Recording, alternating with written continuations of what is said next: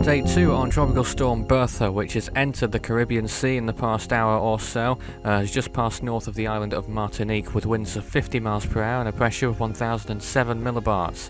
Its position is 15.3 degrees north, 62.2 degrees west as of 2 AM UTC on August the 2nd.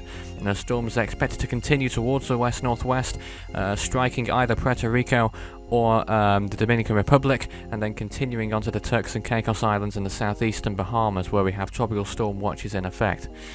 Beyond there, the storm is expected to curve out to sea and could possibly become a hurricane during that time, though that's not particularly likely just yet, but still a possibility.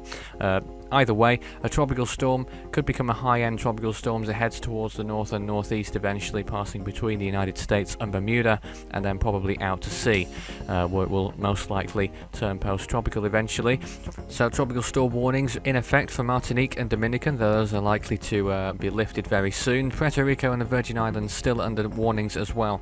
And of course the storm is expected possibly to strike the eastern coast of Puerto Rico, or continue further east than that, maybe out to over the Mona Passage, or a landfall in the Dominican Republic, where we have tropical storm watches also for the Turks and Caicos Islands and the southeastern Bahamas too. This is the latest satellite imagery in the past day or so. 24 hours of satellite imagery of the storm. You can see how the centre of the circulation just passed towards the west-northwest, almost without any tropical storms above it at all, as it moved past Martinique, just clipped the northern side of the island, and then began to increase in thunderstorm activity at the very end there. Sea surface temperatures still remain conducive, around 28 degrees Celsius. The threshold is 26 for cyclone development, and indeed that may rise in the next few days once it clears Puerto Rico and the Dominican Republic. As far as wind shear is concerned, that's been decreasing in the past 12 hours since the last update, and that's now in the low to moderate range, and that's likely to continue for the next few days. As far as water vapor is concerned as well, dry air a little bit towards the west of the storm, a larger, more substantial pocket towards the east as well, which could possibly become a little bit of an issue, but probably won't interfere too much. Intensity computer models predict a gradual intensification and possibly a little bit more of a steeper incline towards the end of the 5-day period, perhaps reaching hurricane status. As far as track's concerned, the storm's expected to move to the northwest, of course, as I detailed earlier, possibly a landfall on eastern Puerto Rico, the Dominican Republic, or somewhere in between, and then moving beyond the Bahamas and out to sea. The wind shear is now expected to gradually decrease before rising sharply on days 4 and 5, the 5th and 6th of August, and sea surface temperatures aren't going to be an issue for some time yet, at least 5 days, where it will remain around 28, perhaps up to 29 degrees Celsius, 82 to 84 degrees Fahrenheit.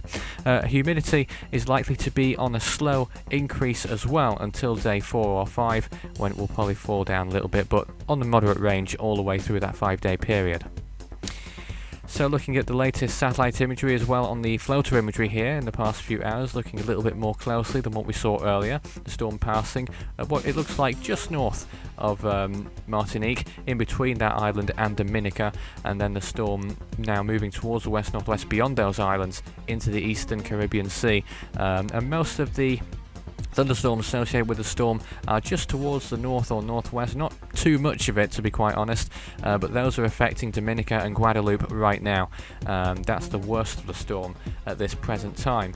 Wind speeds of course up to 50 miles per hour, which is what you don't see on here, and possibly higher gusts than that as well, but south of the centre of the storm, very little going on at all.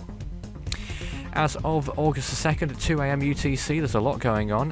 Tropical storms Isel and Bertha, of course, in the Western Hemisphere. In the Eastern Hemisphere, we have Nakri and Typhoon Halong now, which is 85 miles per hour Category 1 storm, and many other invests besides, 91W being one of those.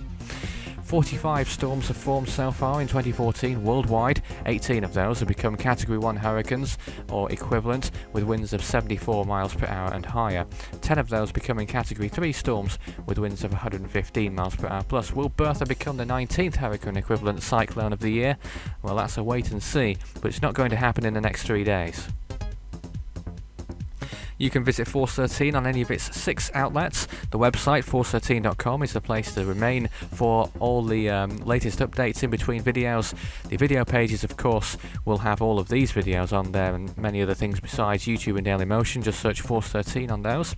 And the social pages too, Facebook and Twitter. Just search Force 13 on those as well, at Force 13 on Twitter.